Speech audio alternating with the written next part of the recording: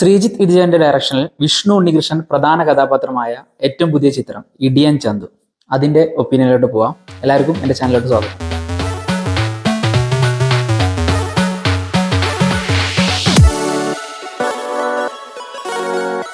അപ്പോൾ പടത്തില് കണ്ട സമയത്ത് എനിക്ക് തോന്നിയത് ഈ പടം ഒരു ടെംപ്ലേറ്റഡ് പടമായിട്ടാണ് എടുത്തിട്ടുള്ളത് എന്നാണ്. അപ്പൊ നമ്മൾ സാധാരണ ഒരു സിനിമ കാണുന്ന സമയത്ത് സിനിമയുടെ ഒരു മൊത്തത്തിലുള്ള ആ സ്ട്രക്ചർ നോക്കി കഴിഞ്ഞാൽ ഉണ്ടാവുമല്ലോ, ഒരു ക്യാരക്ടർ, ആ ക്യാരക്ടറിന്റെ എസ്റ്റാബ്ലിഷ്മെന്റ്, പിന്നെ ആ ക്യാരക്ടർ അല്ലെങ്കിൽ ആ മെയിൻ കഥാപാത്രം അനുഭവിക്കുന്ന പ്രശ്നങ്ങൾ ഒരു ഒരു ഒരു സെഷനായിട്ട് കാണിക്കും. പിന്നെ ആ പ്രശ്നങ്ങളിൽ നിന്നുള്ള ഒരു മോചനം അല്ലെങ്കിൽ ആ പ്രശ്നം റിസോൾവ് ആവുന്ന തരത്തിലോട്ട് കാര്യങ്ങൾ നീക്കാൻ നമ്മുടെ പ്രധാന കഥാപാത്രം നടത്തുന്ന നീക്കങ്ങൾ. അങ്ങനെയാണ് ഒരു 3 ആക്ട് സ്ട്രക്ചർ എന്ന നിലക്ക് സിനിമ ഉണ്ടാവുക. ഇതേ സെയിം കാര്യം സിദ് ഫീൽഡിന്റെ സ്ക്രീൻ പ്ലേ എന്ന് പറയുന്ന ബുക്കിൽ വ്യക്തമായിട്ട് പറയുന്നുണ്ട്. അത് കുറെ ഡയറക്ടേഴ്സും അതുപോലെ തന്നെ തിരക്കഥാകൃത്തുക്കളൊക്കെ അതിനെക്കുറിച്ച് സംസാരിച്ചിട്ടുണ്ട്, 3 ആക്ട് സ്ട്രക്ചർ എന്നുള്ള നിലക്ക്.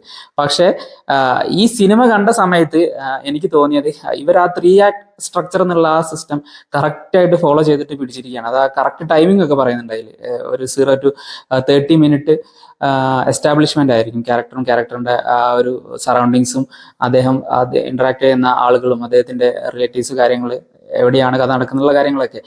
ആ ഒരു സംഭവത്തിന് വളരെ ലെങ്തി ആയിട്ട് ഉള്ള ഒരു ഡ്യൂറേഷൻ ഇവർ സിനിമയിൽ ഉപയോഗിച്ചതുപോലെ എനിക്ക് തോന്നി. അത് ഭയങ്കര സമയമെടുത്തിട്ടാണ് ആ കഥ പ്രോപ്പറായിട്ട് കഥയിലോട്ട് ലാൻഡ് ആവുന്നത്. എന്താണ് സംഭവം മറ്റൊന്നുമല്ല, ഒരു പയ്യൻ, ചന്തു എന്ന് പറയുന്ന പയ്യൻ, സാധാരണ സിനിമകൾ കണ്ടുവരുന്ന കുറെ സിനിമകൾ നമ്മൾ കണ്ട കാര്യം തന്നെയാണ്. ഒരു ട്രോമാറ്റിക് ചൈൽഡ്ഹുഡ് ഉള്ള ഒരു വ്യക്തി, അദ്ദേഹത്തിന്റെ സ്വഭാവത്തിൽ വരുന്ന മാറ്റങ്ങൾ, എങ്ങനെയാണ് അദ്ദേഹം സമൂഹത്തിലോട്ട് ഇറങ്ങുന്ന സമയത്ത് ബാക്കിയുള്ള ആളുകൾ അദ്ദേഹത്തിനോട് പെരുമാറുന്നത്, അദ്ദേഹത്തിന് ഏത് രീതിയിലാണ് കാണുന്നത്, അതുപോലെ തന്നെ ഈ സ്വഭാവം കാരണം ജീവിതത്തിൽ മുന്നോട്ടുള്ള യാത്രയിൽ എന്തൊക്കെ പ്രശ്നങ്ങളാണ് നമ്മുടെ നായകൻ ചെന്ന് ഭവിക്കുന്നത്, അദ്ദേഹത്തിന് എന്തൊക്കെ പ്രശ്നങ്ങളാണ് ചെന്ന് ഭവിക്കുന്നത് എന്നുള്ള കാര്യങ്ങളൊക്കെയാണ് പറയുന്നത്. ഇതിലൊരു കുറച്ച് ഏജ് ഓവർ ആയിട്ടുള്ള ഒരു വിദ്യാർത്ഥി ആയിട്ടാണ് വിഷ്ണു ഉണ്ണികൃഷ്ണൻ വരുന്നത്. അപ്പൊ ഞാൻ നേരത്തെ പറഞ്ഞ പോലെ തന്നെ ആ ഒരു കഥയിലോട്ട്, അദ്ദേഹത്തിന്റെ ആ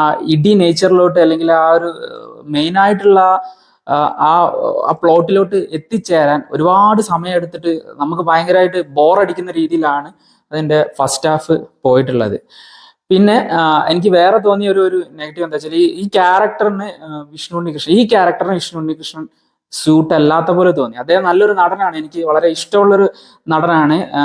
ഭൂരിഭാഗം ക്യാരക്ടേഴ്സും നന്നായിട്ട് ഇതുവരെ ചെയ്തിരിക്കുന്ന അദ്ദേഹത്തിന്റെ എല്ലാ ക്യാരക്ടേഴ്സും അദ്ദേഹം നന്നായിട്ട് പുൾ ഓഫ് ചെയ്തിട്ടുണ്ടെന്നാണ് ഞാൻ വിശ്വസിക്കുന്നത്. പക്ഷെ ഈ സിനിമയിൽ ഈ ക്യാരക്ടറായിട്ട് അങ്ങോട്ട് ജെല്ലാവാൻ പറ്റാത്ത പോലത്തെ ഒരു പ്രശ്നമുള്ളത് പോലെ എനിക്ക് തോന്നി. സിനിമയിൽ പിന്നെ എനിക്ക് ഏറ്റവും പോസിറ്റീവായിട്ട് കുറച്ചും കൂടി ആശ്വാസം തോന്നിയ കുറച്ച് ഘടകങ്ങളുണ്ട്. അത് 2-3 പെർഫോമൻസ് തന്നെയാണ്. അതിൽ ഏറ്റവും എടുത്തു പറയാനുള്ളത് ഇതിലെ നായികയുടെ പെർഫോമൻസ് ആണ്. നായിക ബാലതാരമായിട്ട് വന്ന ആ കുട്ടിയാണ്, കുമാരി എന്നാണ് അദ്ദേഹത്തിന്റെ പേര്.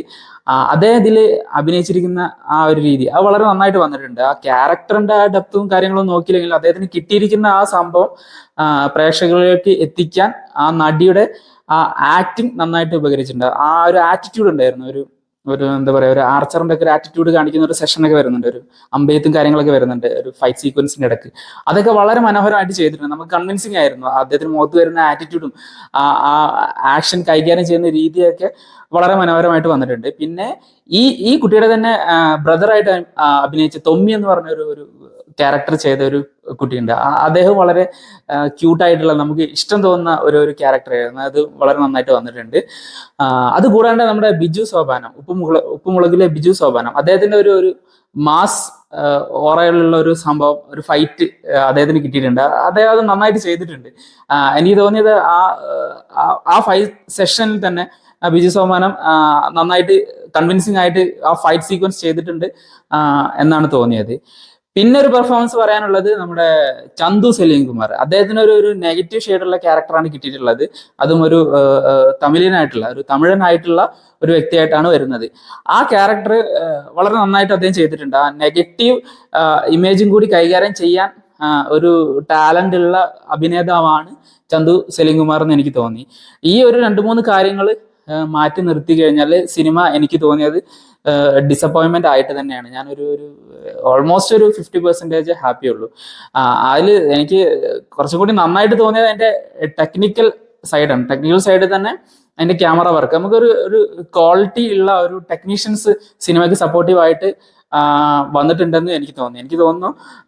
ഇതിന്റെ ഡയറക്ടർ, ഇദ്ദേഹം ഒരു ഫോർമർ ക്യാമറമാൻ ആണ്. അതിന്റെ ഗുണങ്ങൾ ഫ്രെയിംസിലും കാര്യങ്ങളിലൊക്കെ ഉണ്ടായിരുന്നു.